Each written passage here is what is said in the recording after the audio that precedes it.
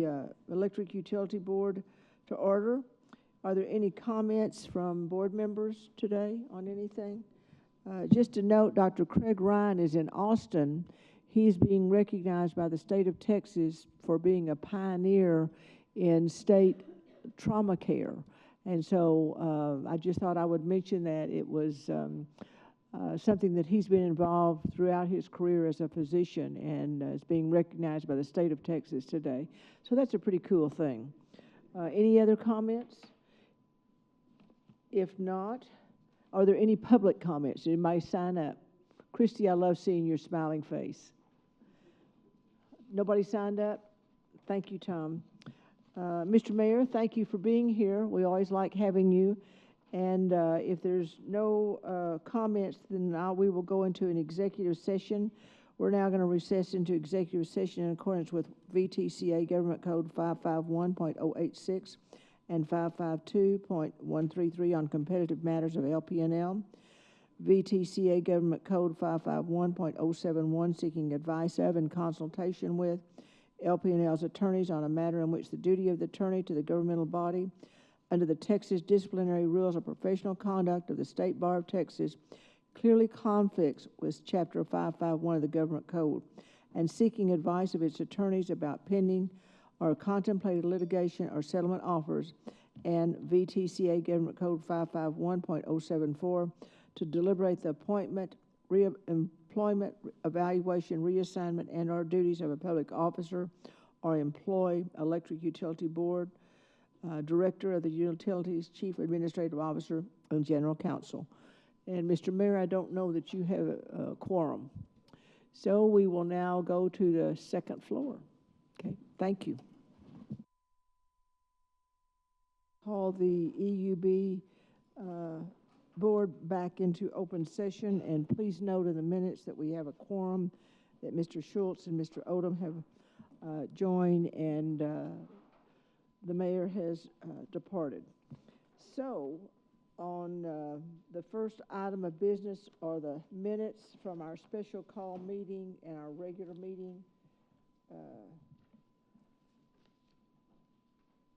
On July 16th, is there a motion? That's kind of funny. It's a special call meeting and regular. So there were two meetings. So we approved the minutes for two, but it just says one date. One was immediately before the other. Oh, one was just one before the other. Okay. Do I hear a motion to approve those minutes? It's been moved by Mr. Schultz, second by Mr. Fields. All those in favor, please say aye. Aye. All those opposed, no. The motion carries. 1, 2, 3, 4, 5, 6. Yeah, there's 6 of us today. To 0. Mr. Harvey, are you ready on number 9 on the agenda? Joel. You can call me Joel. What did I call him? What did I call him? I go by a lot of names. I go by a lot of names. Have Harvey on the mind. Some of the names I go by are not pleasant, like Harvey. No, I'm kidding. Just want to draw your attention, then I'm going to sit down real quick. On page 54 is a calendar of activities. I'd like for you guys to get on your calendar the fact that the first week in October is always National Public Power Week. And then on the 6th, which is Sunday, we're having our annual Customer Appreciation event and kind of picnic. October 6th is the picnic. And then that's a Sunday. Week, yes. So that whole week prior is National Public Power Week. So we're celebrating Customer Appreciation Day. So if you can get that on your calendar, we'd love to see everybody come out. And on that, Madam Chair, I'll get out of the way and we can get this going. That's all you're going to do? Well, I mean, I can sing. I can sing, but I can't dance. But no. Let me off Nope. Easy. All right. Thank you all. 10, the presentation and discussion of financial and capital statements. Is that our Casey? Yes. And what page are we going to be on? Let me We're going That to is. start on page 55. Okay. Okay, and we're going over our June financial statements. So starting with the cash, you can see we had an increase of 3.4 million, almost 3.5 million in our cash. Looking at our cash flows, 2.6 of that is from our operating activities. And then we have a negative cash flow in our financing activities of 2.5 million. That's going to be due to spending on CIP expenses. And then in our investing activities, we have a positive cash flow of 3.6 million. That's going to be from drawdowns on bonds for our May CIP spending.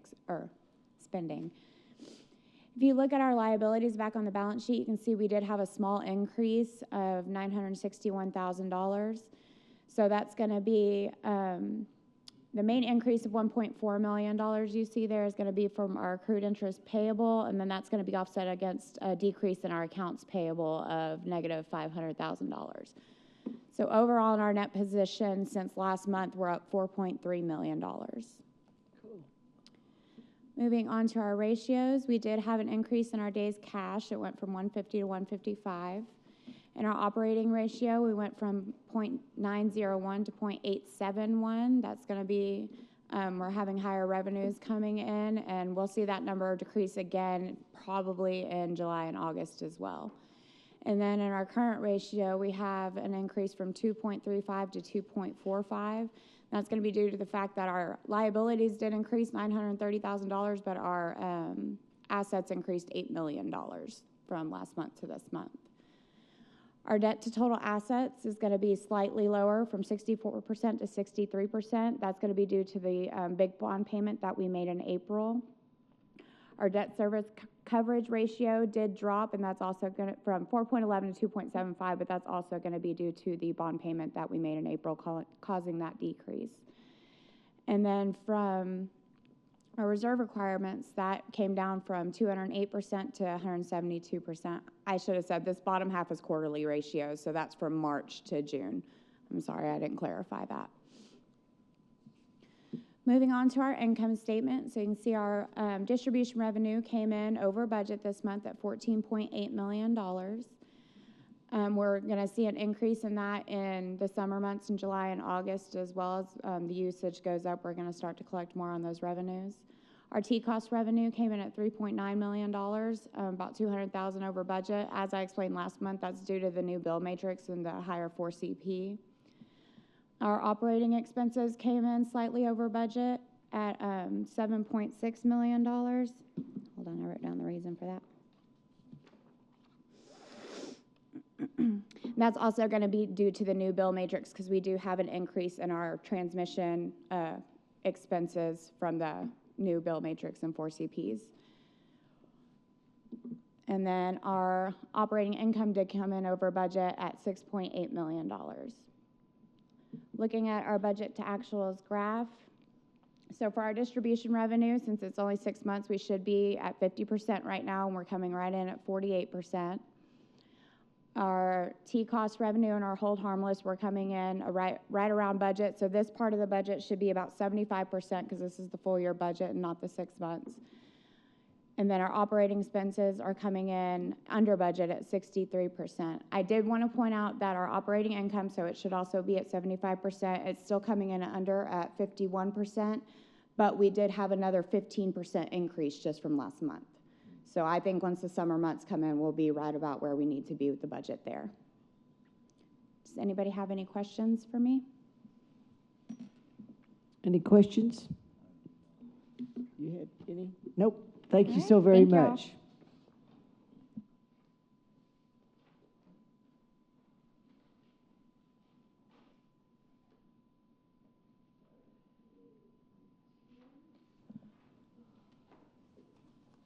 Number 11, we are going to defer.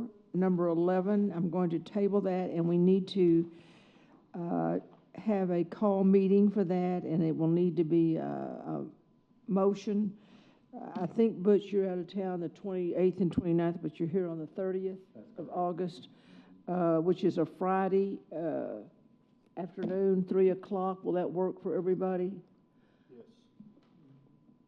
Okay, do I hear a motion to the effect that number 11 will table and put that on a special call meeting on August 30th at 3 p.m.? So moved. Mr. Fields makes the motion. I'll second. Mr. Davis seconds. All those in favor, please say aye. Aye.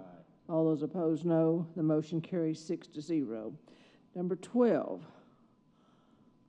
Chris, is that you? Yes. You're going to take care of all our emergencies, right? Fortunately, it's a team effort. With the recent events around the state, like what we saw in Houston with Hurricane Beryl and then the recent wildfires in the Panhandle, we thought it'd be a good idea just to update you on our emergency operations plan. Prior to 2021, with Winter Storm Uri, municipals and co-ops were exempted from having a uniformed enterprise-wide emergency operation plan. Prior to that, we had various departments and functions that had individual plans on what they did during an emergency. But as a result of Hurricane Uri in 2021, by 2022, we saw the State Public Utility Commission require all munis and co-ops to also have one emergency operation plan for your entire operations. Therefore, we've created one, and we've had one since 2022. And I want to just briefly highlight some of the aspects of our plan when we activate it, and then I'll pass it off, and we have a couple of other of our managers here to kind of explain some of the details and what they go through when we activate that plan, and then Blair's going to close out this short presentation.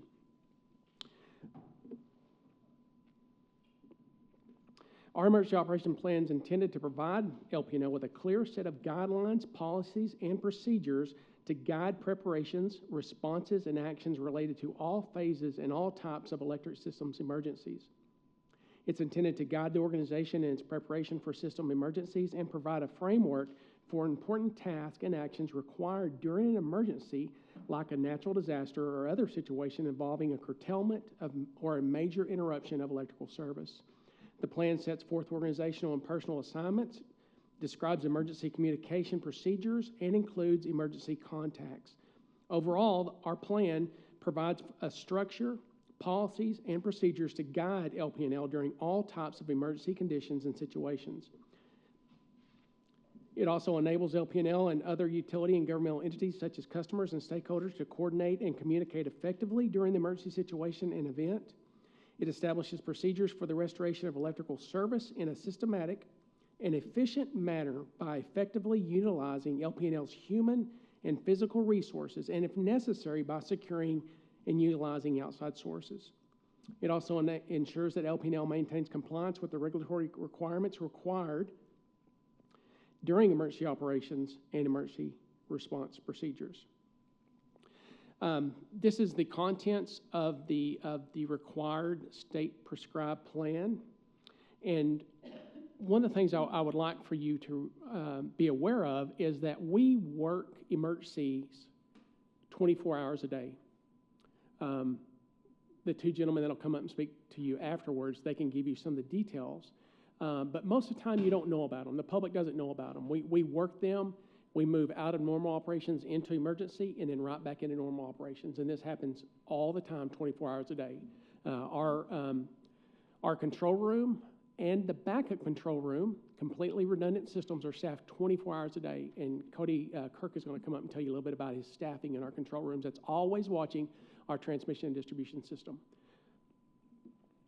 Just a couple of highlights from the sections and the annexes. Of course, we are required, and we do have a communications plan, and it includes strategies, key policies, roles, and communication steps that LP&L undertakes in an emergency event when the plan is activated.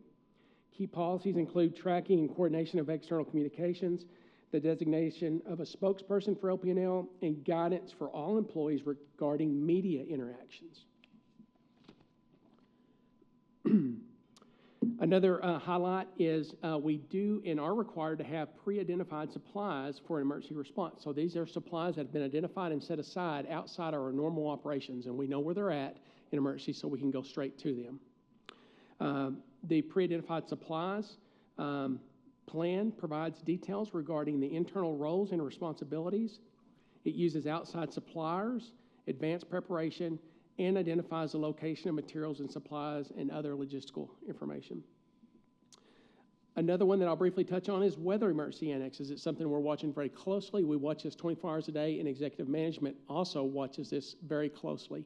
Weather drives the use of our product, electricity, and that's when we see the majority of instances that could happen that would lead to an activation of our formal plan outside typical emergency operations like I spoke about.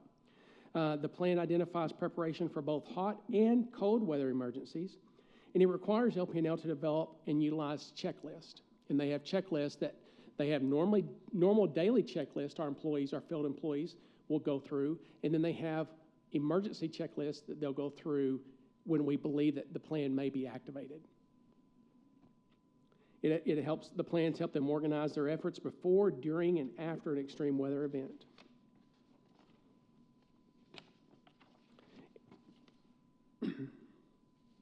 And with that, I'll pass it on to Cody Morris, our transmission and distribution manager, and he'll tell you a little bit about what the operations do on the transmission and distribution Chris, side. just one question. What does annex stand for in that former slide?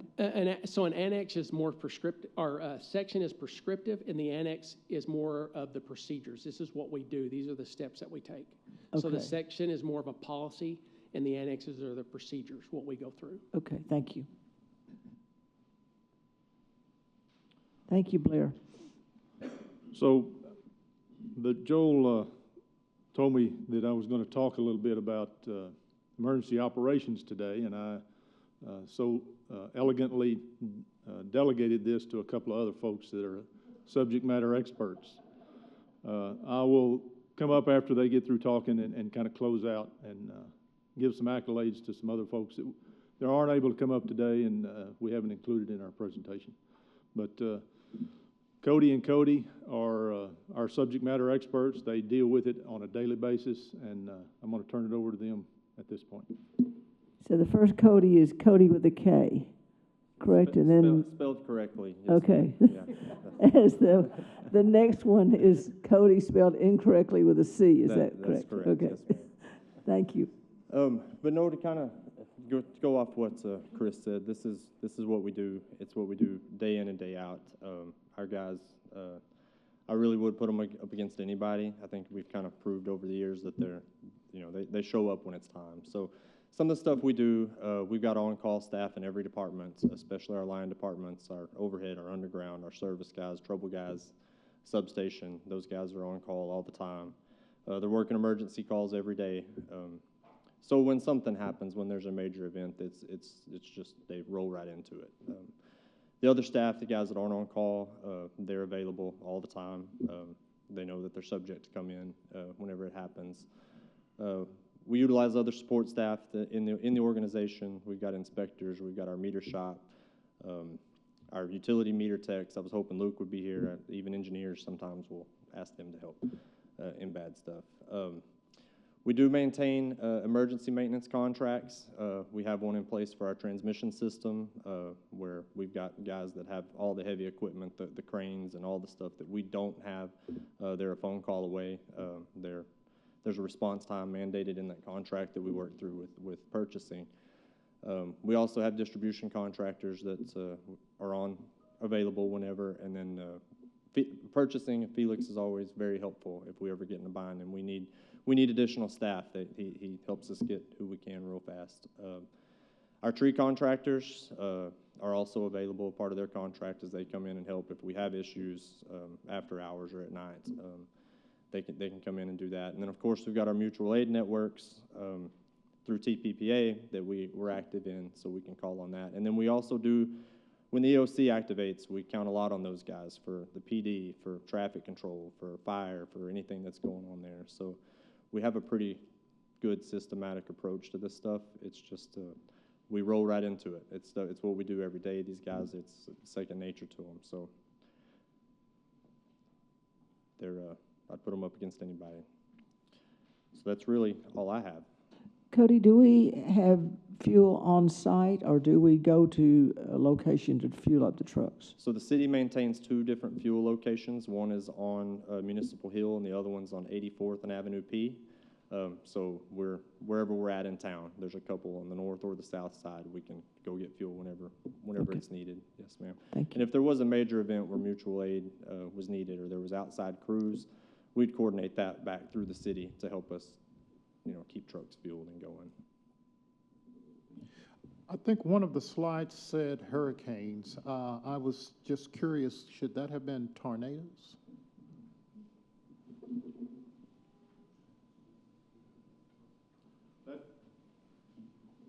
I think that scope is mandated by the state of Texas, Chris? That's correct. So we have to have a plan for a hurricane, whether we have one or not. But tornadoes are somewhat of the same category, so we have plans for that. Okay, so if we have a 1970 again tornado, our emergency plan would cover that? Yes, sir. Okay.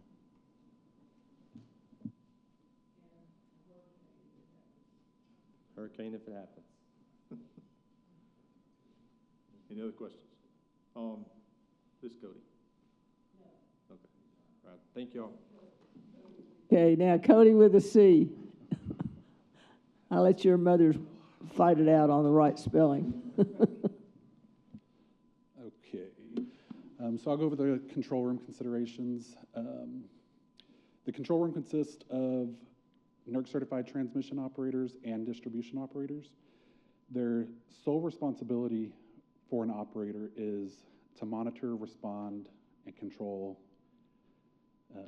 the power grid, essentially. That's what they're there to do during normal operating conditions and emergency operating conditions. So they do this by maintaining situational awareness kind of at all times, regardless of which operating condition they're in. In order to do so effectively, they need to be able to have systems that they're able to monitor. They have to have the right tools and resources. There's a NERC standard, it's EOP8. It's in regards to our backup plan. That backup plan requires that we have a primary control room and a backup control room. Those two control rooms have to operate independently from one another and then can be completely redundant in nature. So that's one aspect of, I guess, how we're prepared in general. Emergency communication and coordination, that's another piece of a NERC standard. You have, we have to be able to maintain internal communication with all LP&L personnel, in addition to being able to maintain communication with ERCOT, Encore, the Emergency Operations Center, Police Department, Fire Department. So we do that in a variety of different ways, but the main piece to take away from that is that there's two NERC standards, COM 001, COM 002.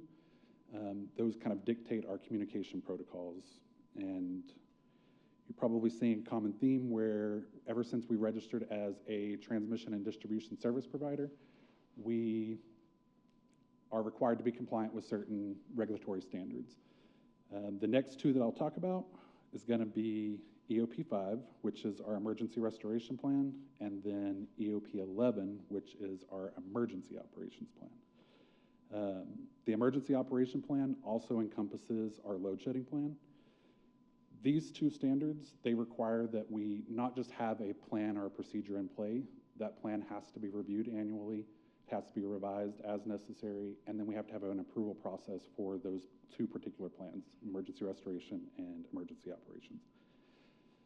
The approval process, we have an internal process where LP&L management's approving it. We also have a process where we have to submit it to ERCOT annually, and they approve those emergency plans as well. In addition to having the plans, we have to train our personnel on them. That's done in a variety of ways. The main takeaway is, or the main training is going to ERCOT once a year. Every NERC-certified transmission operator will go and participate in a simulated Black Start and emergency restoration plan where they're practicing their specific plan that's, for us, it's specific to Lubbock. In addition to, ERCOT holds 2 load shed drills every year. They do a winter load shed drill, and then they do a summer load shed drill. So those are the trainings that ERCOT's putting on for, or that we're participating with ERCOT. The LP&L transmission operators that are NERC certified, they also have to maintain their NERC certification to have the authority to be able to operate the bulk electric system. They do that by maintaining continuing education hours every 3 years, depending on what type of certification they have. It could be anywhere from 140 CEHs to 200 CEHs. And the operators are kind of just maintaining those certification hours on a yearly basis to be able to recertify after 3 years. Staffing, both during normal operating conditions and emergency operating conditions. It also relates back to NERC standards, PER 3 and PER 5. Either way, the way we staff under normal operating conditions is to have 2 transmission operators on shift, and then we also have 1 distribution operator during the day. As we're shifting from normal operating conditions into emergency operating conditions, the transmission operator supervisor will use the on-call list to bring on additional operators as necessary. In a bigger emergency where we need to bring on more personnel, we'll go into a 50-50 split where half of our operators are working 12 hours while the other half is off, and then they'll just do 12 on, 12 off until the emergency is mitigated and we've moved back into normal operating conditions.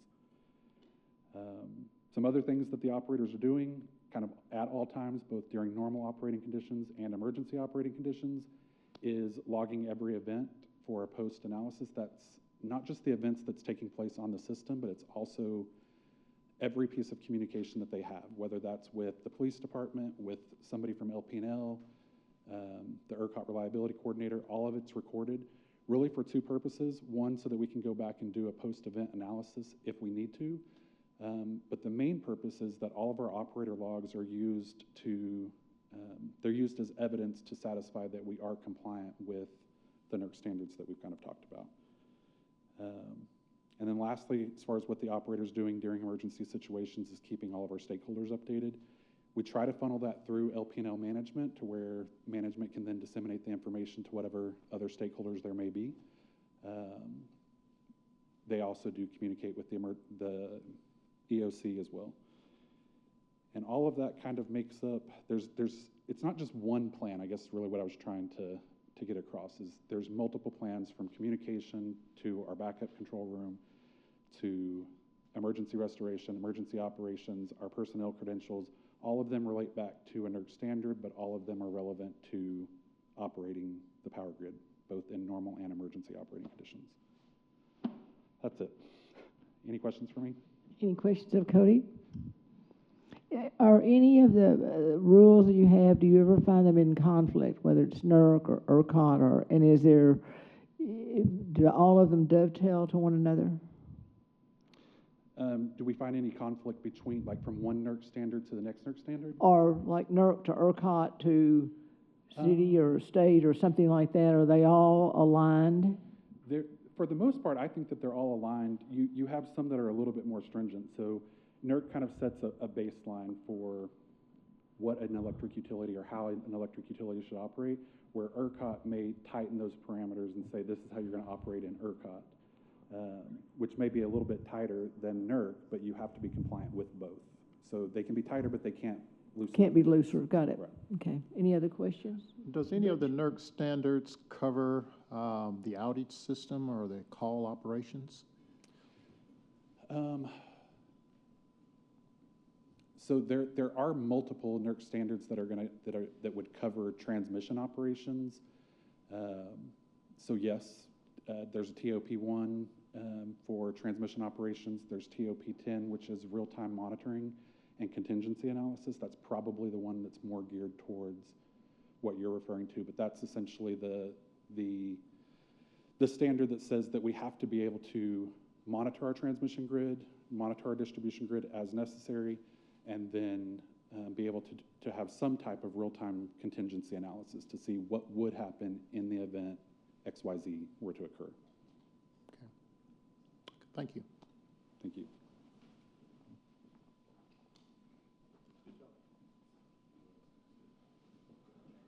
So in conclusion, as you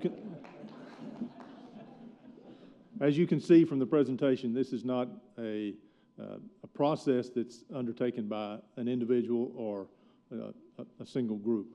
This is a multi-group faceted organization that every piece works in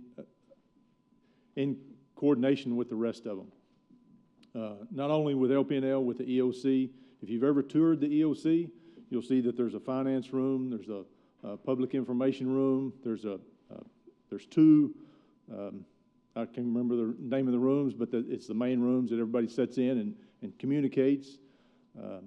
There's an executive room, there's a logistics room, there's multi uses for that building. And LPNL, from a simple outage to a windstorm or a tornado or some type of big event, depends on what level that we activate and go through. Chris Sims is a keeper of our policies, our emergency operations policy. He makes sure that it gets done every year and gets reviewed. People that are part of that group are Clint Gardner and his customer service. They answer the phones and relay information to us. Matt Rose is our public information officer. He sits in a room with all the other PIOs. We kind of keep them off to the side, but they work on Facebook and they work on whatever platform that they communicate with. But it's all about communication. You saw Cody Morris, Cody Kirk. Their organizations, are intertwined with each other. So we are not a group that takes this lightly. We take this very seriously. We plan for it. We train for it. And some people do it every day. So, any questions? Do you sign off on these, Blair, or does, I'm assuming you have read all of these Yes. manuals and things. So does Chris sign off of them, and do you sign off on that it's been done? Is that how that Joel works? Ivy signs off on those. Pardon me? Joel Ivy? Oh, so Joel's read them all too. I'll say yes. Okay. The short answer is yes.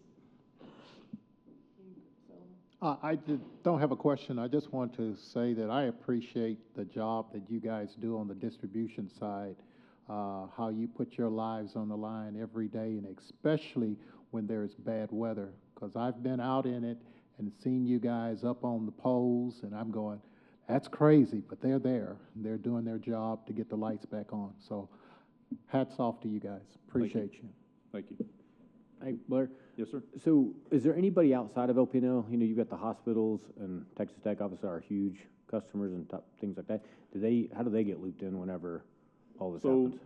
Depending on the size of the activation or the event, the EOC, the city EOC, Emergency Operations Center, they will bring in the ambulance. They have fire, police, ambulance. Part of the county sits in there. We've had TxDOT in there. You have them all come out. Yes, they sir. have a representative. Okay. Yes, sir. That's mainly, if the event gets big enough, that's where the incident command system takes control. Cool. Well, good job on this, and good luck. Where's the EOC? It is at Fire Admin, the administration building. There is a specific building setting off to the side that has a wall about 2 foot thick. Yes.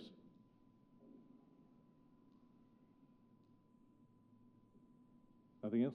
Thank you.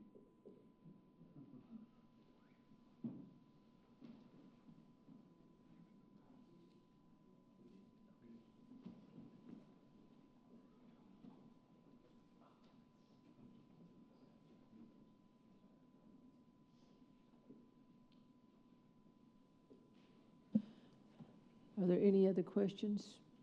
If not, number 13 is the 4 appointments and reappointments. It's on page 153. 3 reappointments. The resolution doesn't have Ria's name on it, Hill's name on it on page 153. I'm going to add that. I'll make a motion. we fill it in when? Okay, once we vote, we'll add that. Okay, so the reappointments to the board are Gwen Stafford, Dr. Craig Ryan, Dr. Gonzalo Ramirez, and Rhea Hill would be the 4 names. Do I hear a motion? So moved. Mr. Odom makes the motion. Second. Mr. Davis seconds. All those in favor, please say aye. Aye. The motion carries. And then number 14, is that Felix? Yeah, we got Felix. You're going to get us some transformers, aren't you? Yes, ma'am, I'll try to. So this is for 142 pad and pole mount transformers. We had 7 bids on this item here. After a review, we are recommending Annixter for $893,026. And happy to answer any questions, y'all may have. All in the budget. Yes, ma'am. Okay. Is there a motion to that effect? So moved. Mr. Odom makes the motion. Mr. Fields seconds. Are there any questions of Felix about this? Has supply chain got better? It has, actually. We're down to about 6 months on pad mount, so compared to 2 years out, it's starting to drop down a little bit on this. Now, the large units, 50 MVA or anything larger than that, you're still looking at about the 2-year deal on there, but on these, it's coming down some. Good. Any other questions of Felix? Do I hear a motion to approve? Oh, I already have that. Let's vote. All those in favor, please say aye. Aye. All those opposed, no. Motion carries 6-0. Is there any, thank you, Felix, and thank you for keeping that our supply is adequate. Anything else to come before the board? Remember, we'll have a special board meeting for item number 11 on Friday, the 30th of August at 3 p.m. here in the council chambers. Is that correct? Will it be in the council chambers, or if not, you'll let us know where it's going to be in case somebody's busy in here. Anything else? If not, we're adjourned.